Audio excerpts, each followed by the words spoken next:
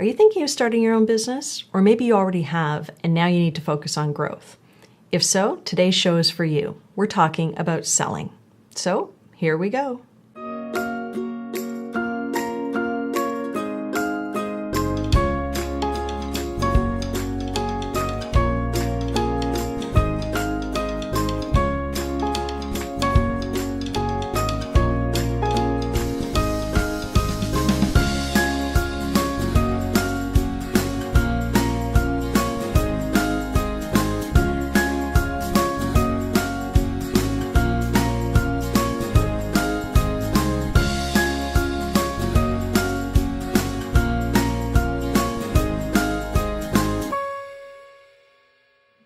Welcome to the Performance Factor Show. I'm Christine Peachman, and today we're talking about selling. With me is Jennifer McKinnon, CEO of Phoenix Solutions, an open source web technology company. Jennifer has been selling her entire career, and today we're hoping to pick up some of her tricks and techniques. So, Jennifer, welcome. Thank you for having me, Christine. It's good to have you here. I wanted to talk about selling because I think it's an area that a lot of people get tripped up, and this show is all about performance. And I wanted to get some thoughts from you because a lot of entrepreneurs and people who are maybe even just thinking about starting their own business will tell me that, well, actually the question they'll ask me is, so how do you get clients? That's their number one concern. And, you know, I know that is a tricky part, but it's also essential to building a business. So how do you approach this topic of selling? You're absolutely right. Sales is essential to any business. It's the only thing that gives you revenue, and all small businesses rely on it. All business does, but particularly small business relies on sales. All you have to do essentially is pick a client or an industry that you think is relevant and that you might be interested in your product, and just get started. You either pick up the phone and make that phone call, you send an email, or you go to networking events where you think that these people will be and try to meet them. The other thing you can use are your connectors. All of us know people who can introduce us to somebody else. This is the whole premise of LinkedIn. So there are ways of selling that are softer than just a cold call. However, cold calling and sometimes cold emailing are essential to getting in the door. But you can often use networking events and friends to give you referrals. That's great advice. Now, I know one of the things that stops people cold all the time is the fear of getting a no. So how do you handle it when you get a no from a potential client? Well, no's can actually be very helpful. And when I first started doing selling, I remember psyching myself up to make what was cold calls at the time by thinking the worst thing they can say is no. And when you take the fear out of actually contacting somebody cold and you realize the worst thing that can happen is a no, it's really not that bad. The other thing about a no is that it can often lead you to more information. The most important thing about sales is relationship building and gathering information. So when you do get a no, you need to ask further questions. This is called objection handling. Why? Why is it a no? And you can find out, is it because the person isn't the decision maker in the company, so you're actually not speaking to the right person? And then you can ask to be introduced to the person who does make the decisions. Is it no because they don't have budgets now, but their fiscal year is coming up in 6 months, so they might consider it? You need to get more information so you know whether or not this is a lead you should follow up and spend time on. And once you have that information, it's invaluable in building the relationship because it often takes as little as 2, sometimes 10 or 20 outreaches before you actually get a sale. That can take anywhere from a month to 3 months to 6 months to 9 months sometimes, depending on the cycle. And that doesn't mean that you have to call that person every day over 9 months, but it does mean that over that time frame, you want to be top of mind so that when they are ready to make that decision to buy, you've already built up a relationship with them where they know you by name, they know your company, they've understood your product or service, and it's easy to either go to you directly or include you in their bid process. And so how do you do that, Jennifer? Because, you know, to some people, the idea of trying to stay in touch with someone over a period of 9 months very regularly may seem daunting in itself. So what are some of the techniques that you use to stay in touch?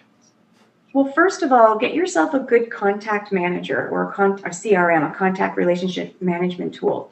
These allow you to put every contact in them And what I do is I transcribe all of our conversations. So if you and I were talking and you said, no, it's not really a good time right now, and I would say, why is that? And you say, oh my gosh, we're restructuring, we've got no budget, our fiscal doesn't start till January. I'm writing all this down in my contact management tool. Right. Then when I say to you, okay, thanks, Christine, for that, I appreciate that. Why don't I call you in the new year when you do have your budget and we can talk then? I add that to my calendar, and then I'm notified in 6 months to give you a call. When I'm on the phone with you, I've got the note so I can remind you of our conversation, and that creates the relationship there.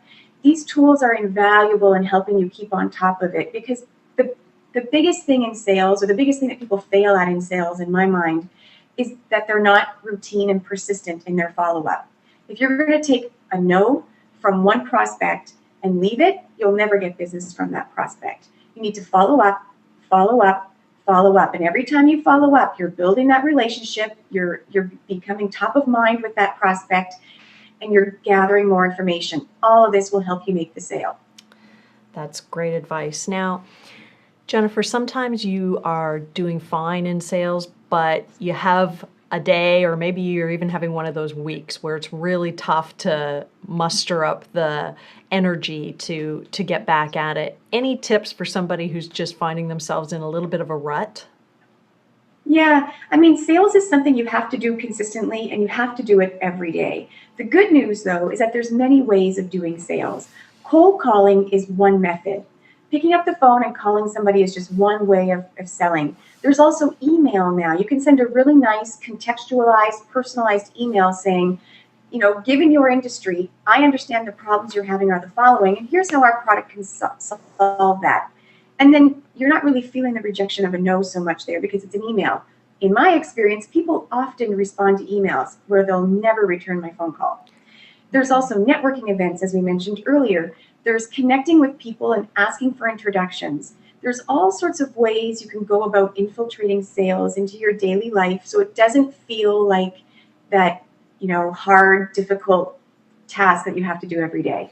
Well, and I love what you just said. I want to pick up on that because, one of the challenges, and I know that you have a team around you now, but when you're first starting out, maybe you're on your own. So maybe you're the salesperson and you're delivering the work. So what I see a lot, again, is people will get their first client and breathe a big sigh of relief because they know they can deliver the work. So then they put all their focus there, and then a few months go by, the work finishes, and then you pop your head up and realize you have to start from scratch. So how are some ways that you work sales into your day-to-day when you are actually responsible for delivering as well?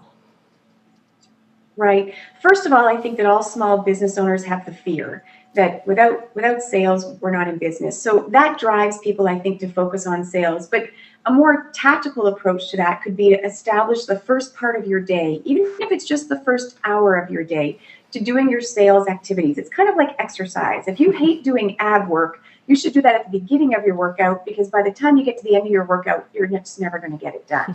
So do it first thing in your day, when maybe the office is quiet and people are in their office and maybe are more receptive to receiving a phone call because their day hasn't been busy as well. So plan it so that you do it consistently at a specific time during the day. And that way you'll never not do it. The other thing about sales is you're absolutely right. Building what is called a pipeline is very important. And because it can take 3, 6, 9 months from first contact to actually getting a sale, you need to make sure that you're not so buried in work that you go for 6 months without a sale, because you need revenue to survive. That might mean hiring a co-op student or somebody to help you out, even part-time, to allow you to focus on those activities. Well, that's great advice, Jennifer. And for all of you watching, we would love to hear your thoughts on this. Have you tried some of these things? Do you have some other tips and techniques to share with us? So please go to our comments section and add your voice to this discussion. Jennifer, just in closing, I know that in addition to being very busy running your company, you occasionally do speaking engagements. So if somebody wanted to contact you, how would they do that? Sure. They can get me through email. It's Jennifer@Phoenix-Solutions.com, and Phoenix is Phenix. You can also go to the website, www.phoenix-solutions.com, and of course we're on Twitter @PhoenixSolutions. Wonderful. Thanks again, Jennifer. And to all of you out there watching, thanks for watching, and we'll see you next time.